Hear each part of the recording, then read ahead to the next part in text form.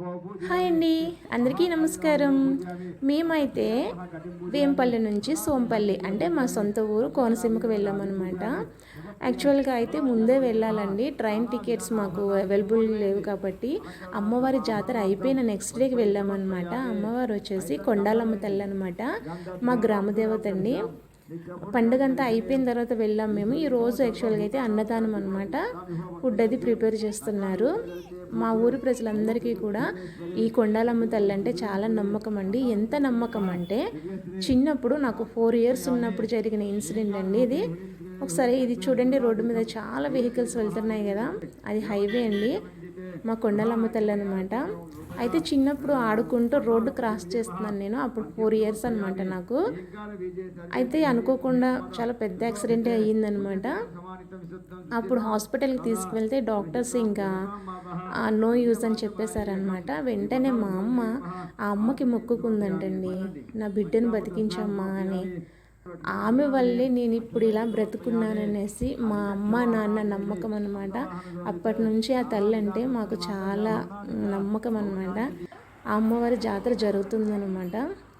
అమ్మవారి జాతర అన్నీ అయిపోయిన తర్వాత ఈవినింగ్ టైం అనమాట, అంటే నైట్, అంటే ట్రాఫిక్ కొంచెం తగ్గిన తర్వాత 9కి అట్లా కొంచెం తగ్గుతుంది కదండి, అంత హెవీ కాకుండా ఉంటుంది కదా. అప్పుడు ఏమంటే మనకి తెర కట్టి తెర మీద సినిమా వేస్తారనమాట.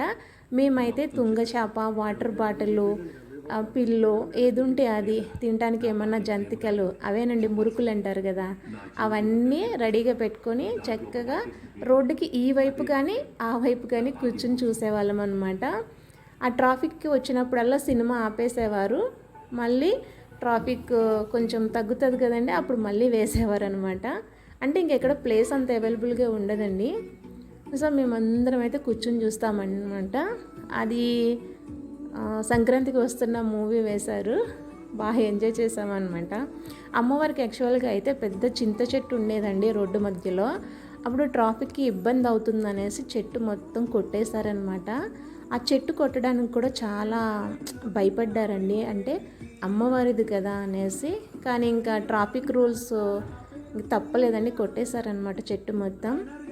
కానీ అనుకోకుండా ఏంటంటే మళ్ళీ అమ్మవారికి చింత చెట్టు ఆటోమేటిక్గా వచ్చేస్తుంది అనమాట, పెద్ద చెట్టు అయిపోయింది. సో అందుకేనండి కొండాలమ్మ చింత అంటారనమాట. సో ఇది మా అమ్మవారి జాతర.